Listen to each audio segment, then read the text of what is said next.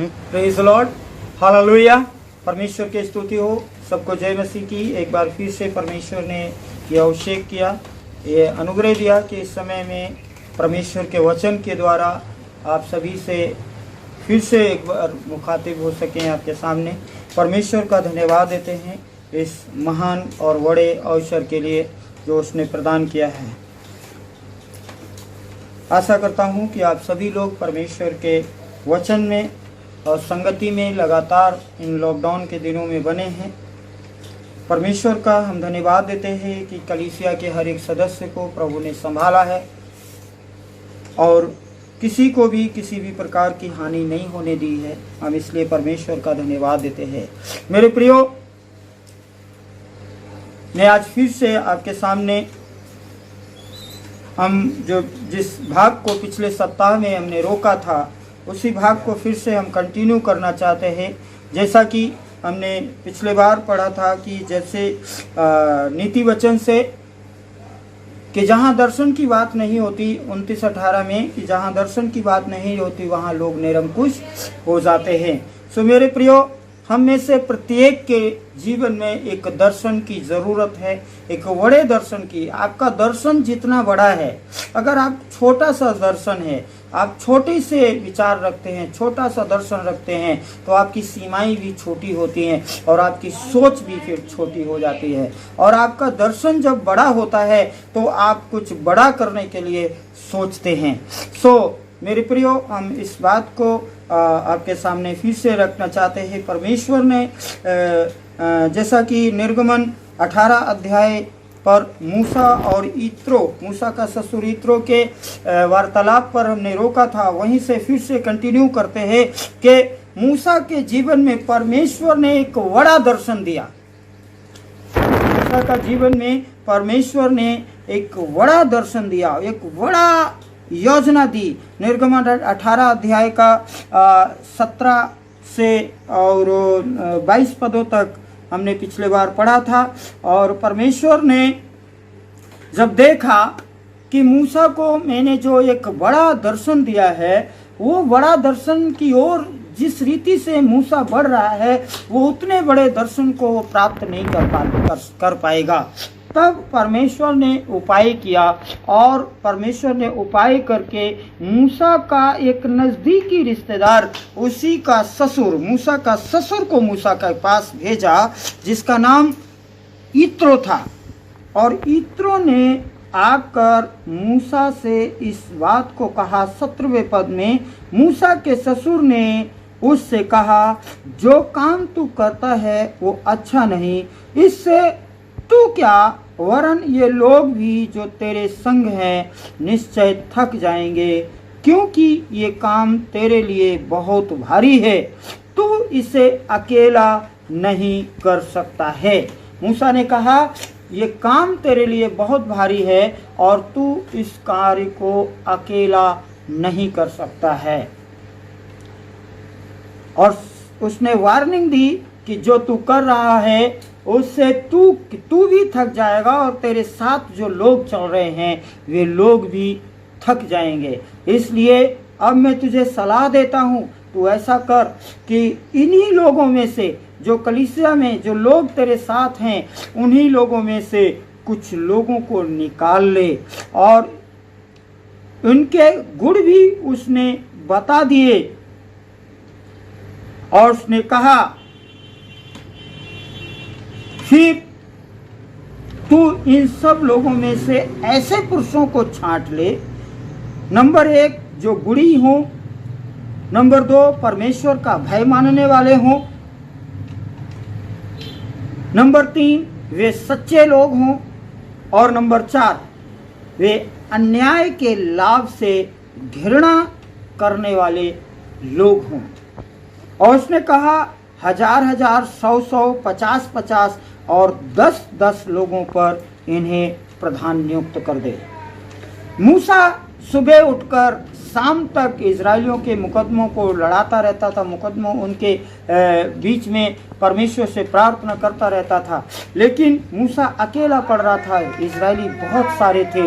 यित्रो ने ये देखा, ये सचमुच में गलत है, और तब परमेश्वर के समय समझाए यित्रो ने मूसा को ये सलाह दी और उस मूसा ने यित्रो की सलाह पर अमल भी किया।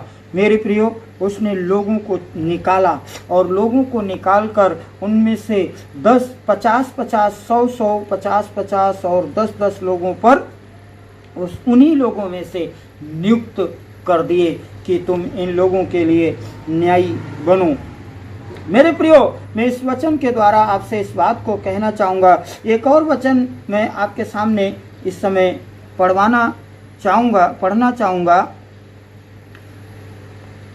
मूसा के ही विषय में। जिस समय मूसा को परमेश्वर ने अपनी सेवकाई के लिए चुना, मूसा ने कहा, परमेश्वर, मैं तेरी सेवा करने के योग्य नहीं हूँ और मैं तो एक तुच्छ व्यक्ति हूँ, और जिस फिरौन के पास तू मुझे भेजने के लिए कह रहा है, उस फिरौन के पास यदि मैं जाऊँगा तो वो फिरौन मुझे मार डालेगा, क्योंकि मूसा तो स्वयं भी मिस्र से भागा हुआ था। मेरे प्रियो, मैं इस वचन के द्वारा उत्साहित करना चाहता हूँ कलीसिया के हर एक उस विश्वासी के लिए कि इस 100, 50 और 10 और 1000 की सीमा में आप अपने आप को कहाँ पर प्राप्त करते हैं, आप अपने आप को कहाँ गिनती करते हैं, आप कितने लोगों को में सुसमाचार को प्रचार कर सकते हैं, कितने लोगों को आप परमेश्वर के विषय में बता सकते हैं। मेरे प्रियो, आप ये ना सोचे कि आपको वचन कहाँ से मिलेगा, आप ये ना सोचे कि आपकी ज़रूरतें कहाँ से पूरी होंगी। अगर आप परमेश्वर के वचन में चले जाएंगे तो परमेश्वर का वचन को लेकर सुसमाचार सुनाने के लिए निकल जाएंगे, आपका परिवारों का क्या होगा। परमेश्वर इस प्रकार से कहता है मूसा से, निर्गमन और उसका 4 अध्याय, और अगर उसके 2 पद को हम पढ़ते हैं तो यहाँ पर प्रभु का एक वचन लिखा है, और लिखा है, बाइबल हमें बताती है, यहोवा ने उससे कहा, तेरे हाथ में क्या है? वो बोला, लाठी। उसने कहा, उसे भूमि पर डाल दे। मेरे प्रियो, इस वचन के द्वारा मैं आपको बताना चाहता हूं, परमेश्वर ने जब मूसा को मिस्र भेजने के लिए आदेश किया तो परमेश्वर ने मूसा से ये नहीं कहा तुझे विशेष तैयारी करनी है, एक राजा के पास जाना है, तुझे फौज को तैयार करना है, तुझे सेना को तैयार करना है, तुझे बहुत सारे लोगों को लेकर अपने साथ जाना है। परंतु परमेश्वर ने मूसा से कहा, तेरे पास मौजूदा स्थिति में तेरे पास क्या है? मैं तुझसे ये बताना चाहता हूँ कि जो कुछ भी तेरे पास है, मैं उसी से तुझे इस्तेमाल करना चाहता हूँ। मैं उसी के द्वारा उस फिरौन और पूरे मिस्र पर विजय दिलाना चाहता हूँ। मूसा ने कहा, प्रभु, मेरे पास तो सिर्फ लाठी है और लाठी के अलावा और कुछ नहीं है मेरे पास। परमेश्वर ने कहा, यही जो लाठी तेरे पास है, ये लाठी ही तुझे राजा पर विजय दिलाएगी, फिरौन पर विजय दिलाएगी, पूरे मिस्र पर विजय दिलाएगी, और पूरे मिस्र से तू अपने भाई बंधुओं को निकाल कर और लेकर आएगा और वहाँ पहुँचाएगा उस देश में, जिस देश में दूध और मक्खन की धाराएं बहती हैं, ऐसे देश में तू उनको पहुंचा देगा। ये मेरा वायदा है तुझसे। उसने ये नहीं कहा कि तुम विशेष इंतजाम करो, उसने कहा नहीं, जो कुछ तुम्हारे पास है उसी से तुम परमेश्वर के कार्य की शुरुआत तो करो। बाकी ज़रूरतों को मैं पूरा करूंगा, बाकी हर एक आवश्यकता को मैं पूरा करूंगा। तुम एक बार मेरे नाम से निकल कर तो देखो घरों से, तुम एक बार मेरे नाम से आगे बढ़कर तो देखो, तुम्हारी हर एक ज़रूरत मेरी ज़रूरत होगी।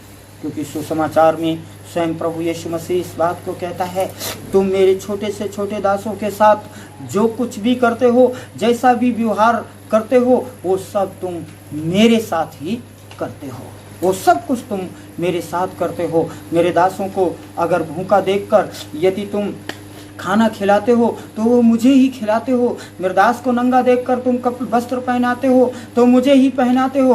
मेरे दास को प्यासा देखकर तुम उसको एक गिलास पानी पिलाते हो, वो मुझे ही पानी पिलाते हो और मेरे ही जी को ठंडा करते हो। सो इस बात को ध्यान रखें, हम परमेश्वर में आगे बढ़ें। एक और वचन मैं आपके सामने इसी समय पढ़ना चाहूँगा इसी कड़ी में मेरे प्रियो। परमेश्वर का वचन दूसरा राजा में इस रीति से